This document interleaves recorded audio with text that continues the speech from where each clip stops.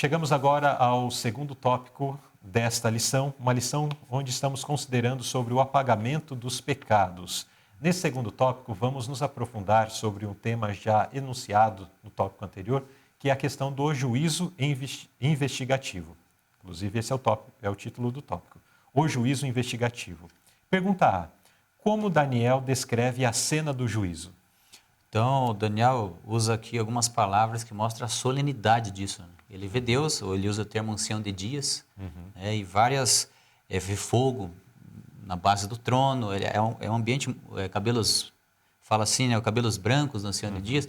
Eu fiquei até pensando, como a Inglaterra é uma nação que tem uma base protestante muito forte, a sua cultura, a sua história, quem sabe se inspirar aqui os juízes para usar aquele cabelo branco, ou não, né? Mas é interessante fazer essa ligação. Sim. Fala de cabelos brancos, fogo em volta do trono, um rio de fogo, né? Uma nave saída diante dele e milhares, aqui fala milhões, né? Milhões de testemunhas que nós sabemos que são os anjos, né? Então é uma cena de tribunal aqui, que tem o juiz, as testemunhas, que são os anjos, e aquele ambiente solene. É uma cena de julgamento mesmo. Como está no tópico, o juízo investigativo. E nós somos os réus, né? Nós somos os réus. Por enquanto não está o advogado aqui, né? Não apareceu ainda. Né? Mas já vai aparecer, já vai chegar um advogado. Vai. Muito bem. Agora é interessante que nós não nos apresentamos diante desse tribunal. Só um detalhe, a lição, se não me equivoco, não se aprofunda nesse aspecto, mas nesse tribunal não são julgados todas as pessoas que viveram sobre a face da terra, mas apenas todas as pessoas que uma vez tiveram seu nome inscrito no livro da vida. Sim. Então é um julgamento especial àqueles que, à semelhança de nós, e inclusive vai chegar até nós também, uma vez conheceram o Evangelho e tomaram uma decisão em relação a isso, né? E então ele é um juízo específico para isso. Por isso que e não nos apresentamos, né, pessoalmente, mas tem livros ali que trazem os relatos da história dessas pessoas e queira Deus nossos nomes também estejam ali para em algum momento passar por juízo. Talvez alguém diga, nossa, eu gostaria que meu nome nunca passasse nesse juízo. Não, mas tem que passar, porque se não passar nesse juízo, automaticamente já está no juízo do milênio, que é o dos ímpios, dos perdidos. Então tem que passar nesse juízo sim. O que precisa a gente estar preparado. E a segunda palavra do tópico, investigativo, investigação é algo minucioso, até mesmo as nossas intenções, até mesmo o pecado que nós não cometemos por falta de oportunidade são marcados lá. É minucioso mesmo, usa a palavra escrutínio. Exatamente. É bem minucioso. Existem minúcias, né?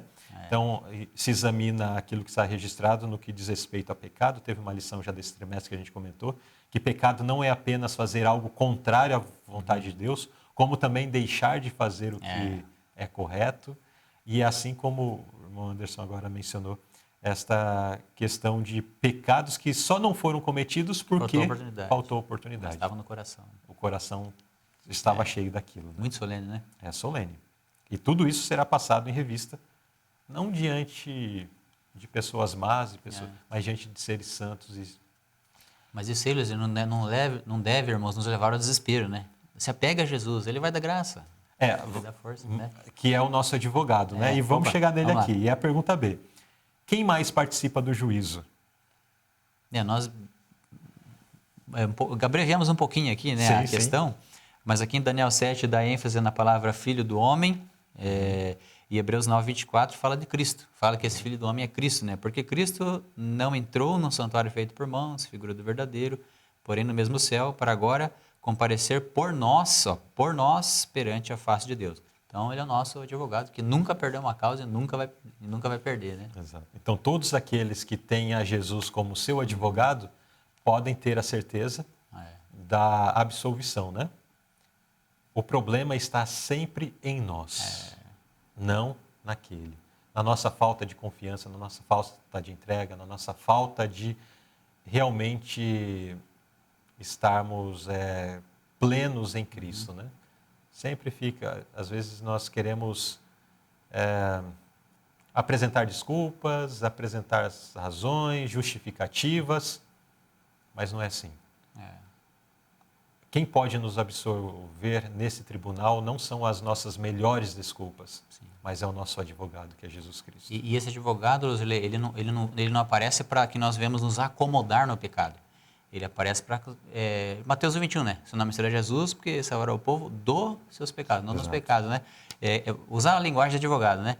Ele ama o cliente, mas odeia a prática do cliente. As práticas erradas, lógico, do cliente, né?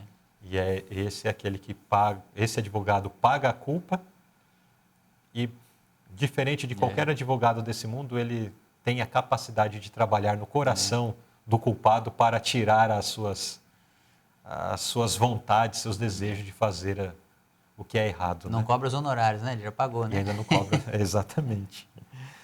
Muito bem, Jesus é o nosso grande advogado.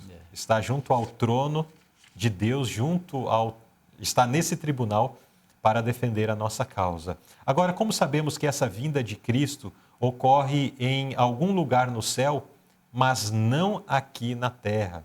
Porque o verso faz menção de que Cristo, ele se dirige, né?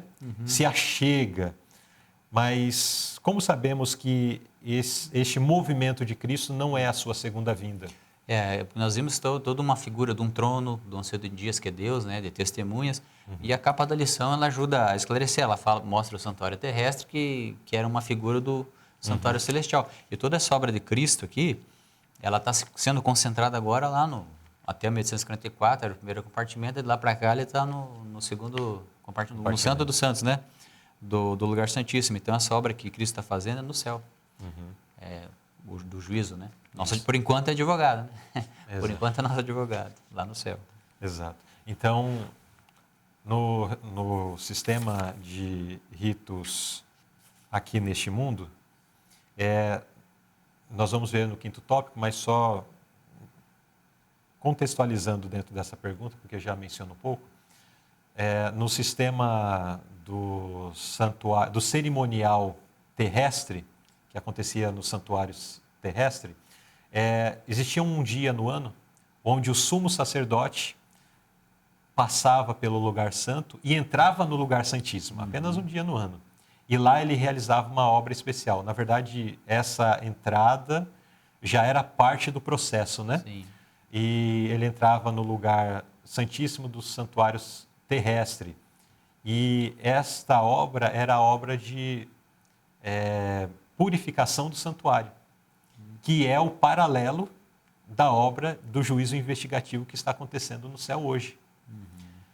Então, Cristo, lá no céu, de 1844 para cá, ele entra para o segundo compartimento, né, em cumprimento até da profecia de Daniel 8:14.